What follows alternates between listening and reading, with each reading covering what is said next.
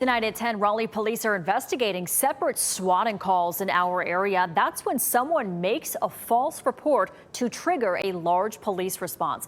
New tonight, we have the ring camera video showing officers arriving at one of those homes. Now, take a look at this map. It shows both locations. Police say the calls were made less than 30 minutes apart, and that ties up valuable resources. WRAL's Willie Danley has been in the neighborhoods talking to residents, and he joins us live. Willie, this had to be unsettling when police arrived. Unsettling to say the least, Gerald. People who live in those neighborhoods tell me it's extremely frightening to look outside your window late at night and not see one or two, but to see 9 or 10 police cruisers and officers wearing tactical gear. Tonight, they want to know who made those calls and why. My wife and my daughter. All right, Come on in. Tell them to come downstairs. Hey, girls, come on. Imagine being woken up out of your sleep to police officers at your doorstep responding to a false call. It's called swatting, and tonight, law enforcement say it comes with consequences. It can end up being something severe. Somebody could accidentally get hurt, depending on the severity of the swatting call, and it does utilize resources. The first incident happened on Nyman Cove and was a reported stabbing. The second was a reported homicide on Hague Point Way 20 minutes later.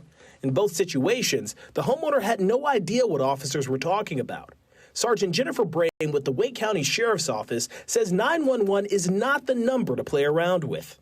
We have to take every call seriously because we don't know what may be potentially on the other end of that call. Swatting is a Class 2 misdemeanor, punishable by up to 60 days in jail. If it's a false report involving a child, that could go up to 39 months in prison.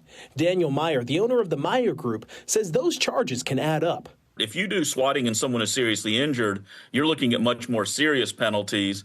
And if you do swatting out, potentially the feds could take a look at you.